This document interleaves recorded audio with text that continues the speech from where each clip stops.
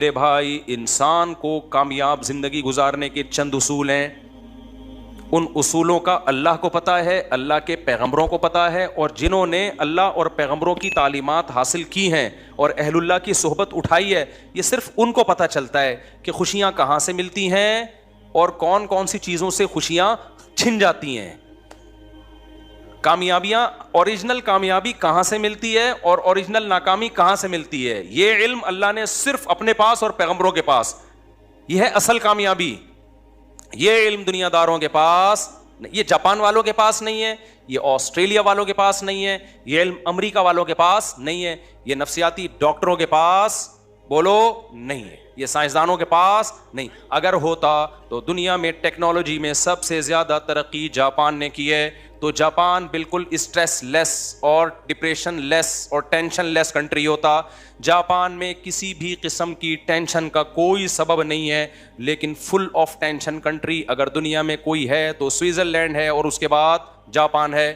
یہاں رہی میرا خیال ہے بات سمجھ میں، کیونکہ ان کے کچھ چیزوں میں کانسیپٹ کلیئر نہیں ہے. دیکھو میں مختصر بات سے بات سمجھانے کی کوشش کرتا ہوں. آپ کو پتہ ہے انسان کو دنیا میں اچھی لائف گزارنے کے لیے کس چیز کی سب سے زیادہ ضرورت ہے؟ پتہ ہے آپ کو؟ یہی نہیں پتا آپ کو؟ پیسے کی بھی ضرورت ہے یقیناً، گھر کی بھی ضرورت ہے، گاڑی کی بھی ضرورت ہے، سواری کی بھی ضرورت ہے، چنچی کی بھی ضرورت ہے، صحت کی بھی ضرورت ہے. سب سے زیادہ ضرورت ہے ریلیشن کی، محبتوں کی. انسان تنہائی وقتی طور پہ برداشت کرتا ہے. بائی نیچر انسان تنہا پیدا نہیں ہوا. سمجھتے ہو کہ نہیں سمجھتے؟ اور تنہائی کا مطلب یہ نہیں ہے کہ لوگوں کے بیچ میں آپ بیٹھے ہوئے ہو تو تنہا نہیں ہو. نہ اگر لوگوں کے بیچ میں آپ بیٹھے ہوئے ہو اور ان لوگوں کو آپ سے کوئی لگاؤ نہیں ہے، محبت نہیں ہے، تو بھی آپ تنہا ہو. سمجھتے ہو کہ نہیں سمجھتے؟ تنہا آدمی جو ہے نا، جس سے کوئی محبت نہ کرے، چاہے وہ مرد ہو یا عورت، وہ برباد ہو جاتا ہے. یہ محبت صرف ان لوگوں کو ملتی ہے جو اللہ اور رسول سے محبت کرتے ہیں، یہ مذہب پہ چلتے ہیں. جو قومیں مذہب پہ چلتی ہیں ان میں بھی ہو جاتی ہے، جو نہیں چلتی، جو اللہ کو ڈکشنری سے نکال دینا، وہ تنہا رہ جاتے ہیں. کیونکہ اللہ کو آپ نے بیچ سے نکال دیا، آخرت کو، جنت جہنم کو نکال دیا. اصل میں تو اللہ کو نکالو گے تو یہ ساری چیزیں آٹومیٹیکلی نکل جائیں گی. تو پھر انسان مادہ پرست بن جاتا ہے. پھر انسان کیا بن جاتا ہے؟ پھر مادہ ہی اس کا خدا ہے. اور جب مادہ خدا ہے نا، تو آپ کا ریلیشن اتنا اس وقت تک ہوگا جب تک آپ کے اس سے مادی فائدے ہیں. جب فائدے نہیں ہیں تو ریلیشن گیا تیل لینے. تو پھر یہ مادی حیات بن جائے گی، یہ محبتوں والی زندگی نہیں بنے گی. دیکھو آدم علیہ السلام جنت میں تھے اکیلے، تو کیا سوئٹزرلینڈ جیسی لگژری، اس سے بھی اچھی لگژری لائف نہیں ملی ہوگی آدم علیہ السلام کو؟ میں اس سوال کا جواب دے رہا ہوں کہ سوئٹزرلینڈ میں اتنی خودکشیاں کیوں ہو رہی ہیں؟ پتہ ہے آپ کو کیوں ہو رہی ہیں؟ پہلے تو بتا دوں، اتنی ہو رہی ہیں کہ انہوں نے اس کو لیگل کر دیا ہے. سوئٹزرلینڈ میں ونس اپون اے ٹائم، ابے ہر آدمی کا خواب ہے نا سوئٹزرلینڈ جانے کا. کیا ہو گیا بھائی؟ ادھر توجہ، کیمرے کو نہ دیکھو. ہر آدمی کا خواب ہے یا نہیں ہے؟ بولو نا. سوئٹزرلینڈ میں اگر آپ کو ابھی گھر مل جائے، 1 منٹ بھی انڈا موڑ پہ رہو گے؟ یار سوئٹزرلینڈ، یار سوئس بینک میں اکاؤنٹ اور نیشنلٹی مل جائے تو پھر آپ کہو گے اب جنت میں جانے کی ضرورت ہی نہیں ہے. لیکن جو لوگ سوئٹزرلینڈ کی جنت میں رہتے ہیں، آج سے چند سال پہلے اتنی زیادہ خودکشیاں کر کے مرتے تھے کہ گورنمنٹ نے پہلے کہا کہ بھئی یہ اللیگل ہے، خودکشیوں سے لوگوں کو روکو. لوگوں نے کہا جب اللیگل ہے تو مرنے کے بعد سزا ملے گی نا. کیا خیال ہے؟ یہ ایسی چیز ہے جس کو روکنا، قانون کے ذریعے روکنا ممکن نہیں ہے. ارے بھائی زیادہ زیادہ اس سزا پہ ہم کیا کر سکتے ہیں؟ پھانسی. تو کہہ رہے میں تو مرنا ہی تو چاہ رہا ہوں میں. ارے دنیا میں سب سے بڑی سزا کیا سمجھی جاتی ہے؟ پھانسی. تو آپ زیادہ زیادہ یہ کر دو کہ جو خودکشی کرے گا اس کو پھانسی دے دی جائے گی، تو کہے گا فہو المرام. کیا خیال ہے بھائی؟ تو یہی تو مقصد ہے بھائی. تو کچھ یہ ممکن ہی نہیں ہے. تو سوئٹزرلینڈ نے ایک عقل مندی کی، انہوں نے بولا یار اتنے لوگ مر رہے ہیں تو مرتے ہیں غلط طریقے سے نا. ادھر ادھر کوئی ادھر پڑا ہوا ہوتا ہے، کوئی ادھر پڑا ہوا ہوتا ہے. ٹرینوں کا سارا سیٹ اپ کیا ہو رہا ہے؟ برباد ہو رہا ہے ہمارا. ٹرینیں لیٹ نہیں ہوتی، کوئی نیچے آ گیا اس کی وجہ سے مسئلے. پھر ادھر پھر جو خودکشی نہیں کرتے وہ خودکشی والوں کو دیکھ کے ڈپریشن میں جاتے ہیں، ان کو خودکشی کے خیالات آنا شروع ہو جاتے ہیں. ادھر ادھر لاشیں پڑی ہوئی ہوتی ہیں. جن کو نہیں بھی ان کو موٹیویشن ملتی ہے، صبر کی توفیق نہیں ملتی ان کو. پھر کہتے ہیں جب فلاں مر سکتا ہے اتنا نیک آدمی، تو میں مر گیا تو کیا ہو گیا؟ ان کے حساب سے جو بھی نیک. تبلیغ جماعت ایک دفعہ گئی، حاجی عبدالوہاب صاحب رحمہ اللہ تعالیٰ. میں جب سوئٹزرلینڈ میں تھا تو مجھے وہاں یہ واقعہ سنایا. سوئٹزرلینڈ میں جب میں تھا نا تو وہیں کے مقامی مسلمان نے مجھے یہ واقعہ سنایا جو میں آپ کے سامنے سنا رہا ہوں. انہوں نے کہا کہ یہاں کئی سال پہلے حاجی عبدالوہاب صاحب آئے تھے تبلیغ والوں نے بڑی محنتیں کی ہیں, کہاں کہاں نہیں گئے. تو حاجی عبدالوہاب صاحب کو پتہ چلا کہ 2 بندے ہیں. ہوا یہ, ان کی خدمت میں 2 گورے لائے گئے. وہ گورے کیا تھے, وہ پورا ان کا پلان تھا کہ ہم نے اتنے بج کے اتنے منٹ پہ اجتماعی طور پہ مر جانا ہے. جوان لڑکے تھے, شراب کباب دولت سب کچھ. تو کسی نے ان کو بول دیا بھائی ادھر ٹرائی کر کے دیکھ لو, ایک بزرگ آئے ہوئے ہیں. تو مرنے سے پہلے ایک یہ لائف اسٹائل بھی ہے. وہ آ گئے اور اللہ کا شکر ہے خودکشی سے بھی بچ گئے, نیک بنے, اتنی بڑی بڑی داڑیاں رکھی, پوری زندگی تبلیغ کے لیے ان گوروں نے, سوئٹزرلینڈ کے گوروں نے وقف کر دیا. پتہ نہیں کہاں کہاں گاؤں گاؤں دیہاتوں میں ان کی تشکیل ہوئی ہوگی سوئٹزرلینڈ کو چھوڑ کر. ایسے تبلیغ نے ہزاروں لوگوں کو خودکشیوں سے بچایا, ہزاروں کو. ٹینشن سے بچانے کا پروگرام گورے کے پاس نہیں ہے, مولوی کے پاس ہے, سمجھتے ہو. میرے ولاگ پہ نا کل کسی نے کمنٹ کیے ہوئے تھے کہ مفتی صاحب کے اتنے بیگم, اتنے بچے اور پھر بھی اتنے خوش ہیں.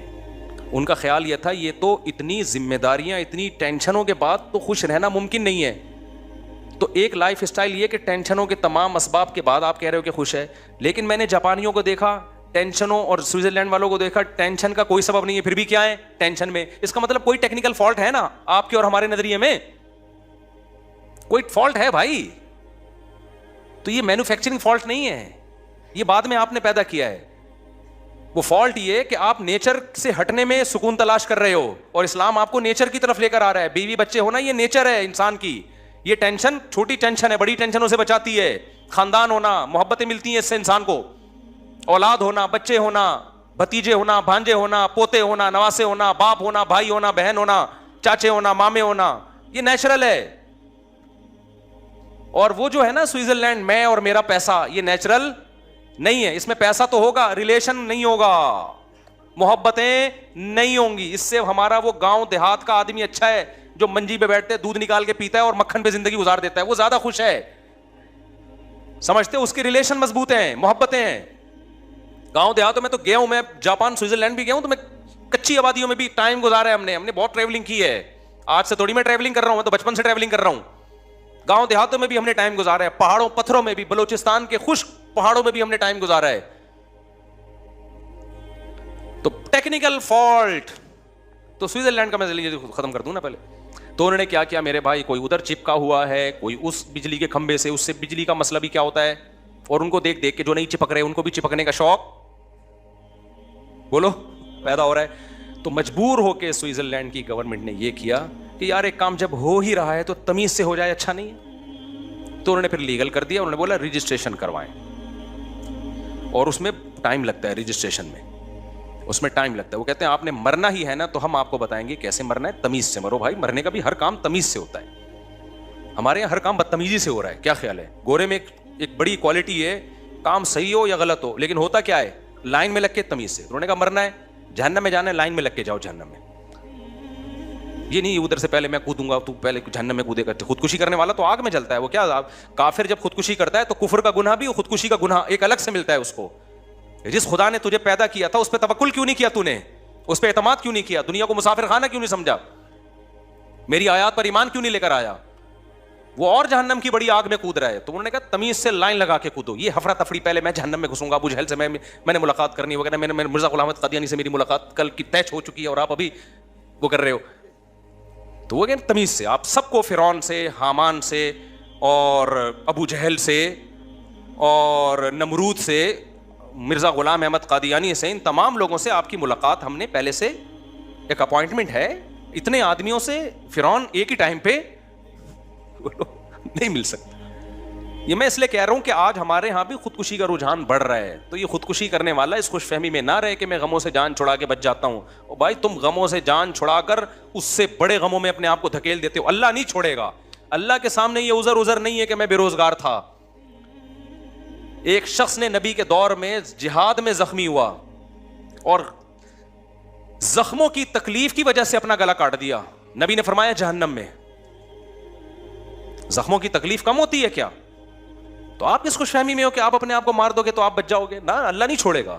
اللہ جہاں غفور الرحیم ہے, عزیز ذو انتقام بھی ہے, وہ انتقام لینے والا بھی ہے.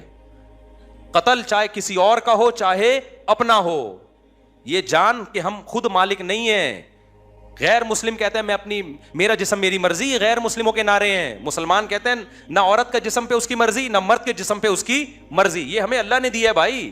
جب اللہ نے دیا تو وہ جیسے کہے گا ہم ویسے چلائیں گے بھی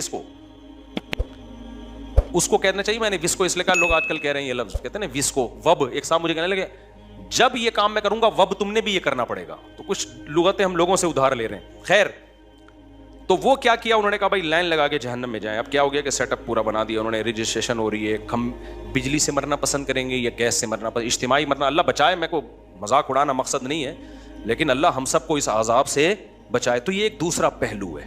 یہ کیا ہے بھائی؟ ایک دوسرا پہلو ہے. اس پہلو کو نظر انداز کر دیا جاتا ہے. تو اس میں کیا چیز ہے جو سب سے اہم؟ ریلیشن ختم ہو گیا. کیا ختم ہو گیا؟ پیسہ پیسہ پیسہ. اب لوگ کہہ رہے ہیں پیسہ ہے تو اچھی بیوی ملے گی. غلط، 100% غلط ہے. میں نے ایک بیان میں کہا ہے کہ پیسہ ہوگا تو آپ کو اچھی بیوی ملے گی. اس سے مراد یہ ہے کہ آپ جس کو اچھی سمجھتے ہو، مالدار کو آپ اچھی سمجھتے ہو، تو وہ پیسے والوں کو ہی ملتی ہے. لیکن اچھی جو شریعت کی نظر میں اچھی ہے بھائی، وہ اگر پیسہ دیکھ کے آ رہی ہے تو امکان ہے اچھی بھی ہو سکتی ہے اور بری بھی ہو سکتی ہے. ہم نے بہت سارے غریبوں میں ایسی وفادار عورتیں دیکھی ہیں. ہمارے ایک جاننے والے تھے، ان کی ڈیتھ ہوئی، بہت غریب رکشہ چلاتا تھا وہ. جب اس کے شوہر کی ڈیتھ ہوئی ہے، بوڑھے شوہر کی، اس کی بیوی نے جا کے اس کے جوتے سر پہ رکھ لیے اپنے غم سے. حالانکہ کیا گھر میں لا کے کچھ ٹکڑے بھوسی ٹکڑے کھلا رہا تھا گھر میں لا کے. ان عورت کو اپنے شوہر سے محبت تھی کہ میرا زندگی اس شخص کے ساتھ میں نے گزار دی، آج یہ آنکھیں بند کر کے دنیا سے چلا گیا. ہمارے جس دوست نے یہ واقعہ سنا ہے، میں نے کہا یار ایسی محبت اکثر 100% نہیں، اکثر مالداروں میں ہمیں نہیں ملتی، اکثر نہیں ملتی. پیسے کی مالداروں میں تو ایسے کیس آ رہے ہیں کہ شوہر کے پاس پیسہ گیا تو بیگم بھی گئی. ابھی چند دن پہلے ہمارے ایک جاننے والے ملے، پیسہ تھا ان کے پاس. جب پیسہ گیا تو بیگم نے خلا لے کے کورٹ سے پتلی گلی سے نکل لی. وہ بیچارہ رو رہا ہے، میرے سامنے دکھڑا سنایا. میں نے بچوں کو پڑھایا لکھایا، بیگم بھی گئی اور بچے بھی گئے. کورٹ نے یہاں تک اس کو کہا کہ عورت کو کہا کہ دیکھو اگر شوہر غریب ہو گیا ہے تو ایسے موقع پہ تو عورت شوہر کا ساتھ دیتی ہے. عورت نے کہا نہیں میں نے نہیں رہنا. کورٹ نے دے دیا خلا. اور الحمدللہ ہمارے کچھ مذہبی اسکالر بھی ایسے ہیں جو کہہ رہے ہیں مشکات میں بہت ساری حدیثیں ہیں جس سے پتہ چلتا ہے کہ یہ خلا ٹھیک ہے. حالانکہ ایک حدیث نہ مشکات میں نہ بخاری میں. ایک تو منجن ہر آدمی لے کے بیٹھا ہوا ہے یوٹیوب پہ، کیا کریں. بیان کے بعد میں ایک واقعہ سناؤں گا. پچھلی جمعے بھی میں نے کہا تھا پھر بھول گیا تھا. یہ عدالتی خلا پہ ایک واقعہ ہے جس سے جو میں چیخ رہا ہوں نا، یہ خلا کالعدم ہے تو میں بلا وجہ نہیں چیخ رہا. اور میں جب کانفیڈنٹلی کوئی دعویٰ کرتا ہوں نا اتنا، تو وہ دعویٰ غلط نہیں ہوتا. لوگ سمجھتے ہیں اس کو کیا پتا قرآن و حدیث کا. ہم نے 8 سال میں کیا گھاس کھائی ہے مدرسوں میں؟ 8 سال تو پڑھا ہے اور اس کے بعد 24 سال پڑھایا ہے. تو قرآن و سنت ہی پڑھایا ہے ہم نے، قرآن و سنت ہی پڑھایا ہے. تو میں جو دعویٰ کرتا ہوں نا کہ عامل 2 نمبر ہوتے ہیں، تو اس کا تو علم دین سے تعلق نہیں ہے، اس کا تو تعلق ہے مشاہدے سے. ایک بات، 3 طلاقیں 3 ہی ہوتی ہیں. تو میرے خلاف بہت سارے لوگوں نے کلپ بنائے کہ یہ بڑے بڑے دعوے کر دیتا ہے اور غلط ہے. تو وہ جب میں نے دعویٰ کیا ہے نا تو وہ ایسے ہی دعویٰ نہیں کیا، اس کے پیچھے دلائل کی ایک مضبوط طاقت ہے. کوئی بیٹھے سامنے تو بتائیں گے ہم آپ کو. اور آپ جو الٹ پٹانگ دلائل دے رہے ہیں ان کی پول پٹیاں بھی کھولیں گے ہم. صحابہ تابعین میں یہ مسئلہ اجماعی تھا، یہ بعد میں اختلاف پیدا کیا گیا ہے. اور اجماعی مسئلے قطعی ہوتے ہیں، ان میں کسی سے فتویٰ لینا جائز نہیں ہوتا. کوئی بھی اہل حدیث اگر 3 طلاق کو ایک کہتا ہے بیوی حلال نہیں ہوگی، یہ میں کانفیڈنٹلی کہہ رہا ہوں، میں مذاق نہیں کر رہا، سمجھ رہے ہو. اور تیسری بات، یہ جو عدالت کے خلے آج کل چل رہے ہیں، اس میں کچھ خلا صحیح بھی ہوتے ہیں جہاں شوہر ظالم ہو اور ثبوت سے ثابت ہو جائے. اور شوہر ایک خاص نوعیت کا ظلم، تھوڑا بہت اونچ نیچ تو ہر گھر میں ہوتی ہے. لیکن جو یہ قانون ہے کہ عورت اپنی مرضی سے جب چاہے طلاق لے سکتی ہے، تو یہ آپشن مرد کے پاس ہے کہ وہ طلاق دے سکتا ہے. اس کو بھی منع کیا گیا بلا وجہ نہ دے، لیکن دے دے گا تو ہو جائے گی. عورت کے پاس اللہ نے طلاق کا حق نہیں دیا. خلا ایگریمنٹ ہے، میاں بیوی کی رضامندی سے ہوتا ہے، شوہر راضی ہوگا تو ہوگا. ہاں فسخ نکاح، عدالت بعض دفعہ فسخ کر سکتی ہے نکاح کو، لیکن وہ چند کنڈیشن میں کر سکتی ہے، چند کنڈیشن میں. یہاں لوگ کہتے ہیں یہ فقہ حنفی ہم پہ تھوپ رہے ہیں. میں حنفی فقہ میں تو ہے ہی نہیں، بہت سخت شرائط ہیں. ہم تو امام شافعی، امام احمد حنبل کے بھی فقہ کو فالو کر لیتے ہیں اس مسئلے میں کہ چلو عورت کو کسی طرح بہت براڈ مائنڈیڈ کر کے ہم کہہ رہے ہیں، ہم اس پہ بھی فتویٰ دے دیتے ہیں.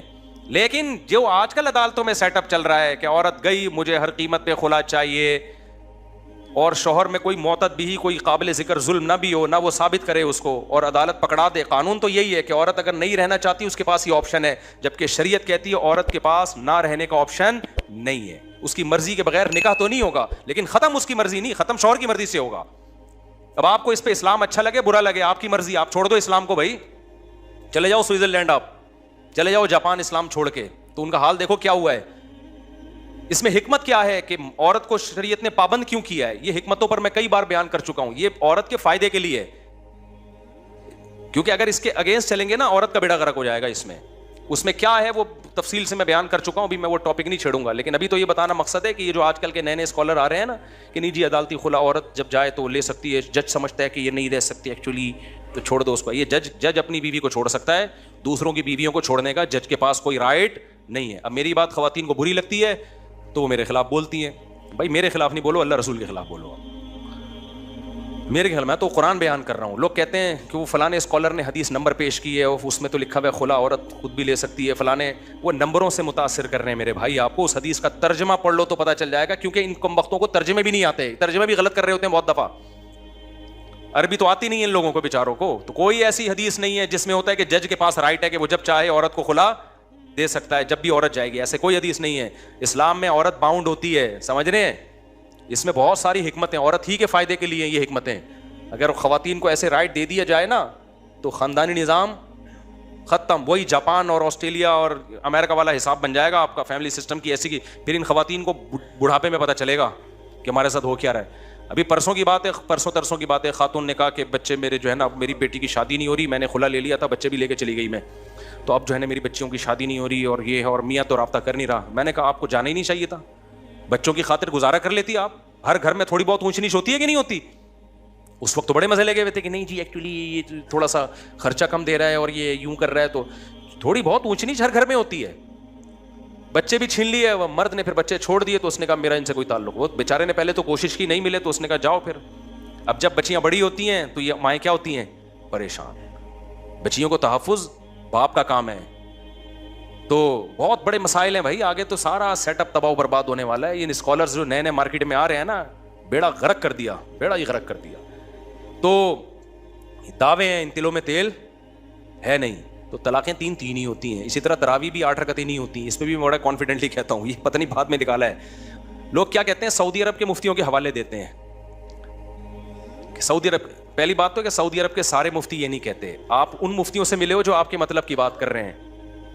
اب میرا ارادہ ہے میں سعودی عرب جا کے ایک ولاگ بناؤں, وہاں کے دینی مدارس کے وہاں کے میجورٹی علماء کیا کہتے ہیں. سعودی عرب کے میجورٹی علماء 3 طلاق کو 3 ہی کہتے ہیں. سعودی عرب کے میجورٹی علماء 20 رکعت تراویح کو 20 کہتے ہیں, کیونکہ حکومت میں وہ لوگ زیادہ آگے ہیں جو فقہ حنبلی سے بہت زیادہ انہوں نے شذوذ اختیار کیا ہے, تو وہ حکومتی لیول پہ آگے ہیں, اس لیے ان کی بات آگے آتی ہے.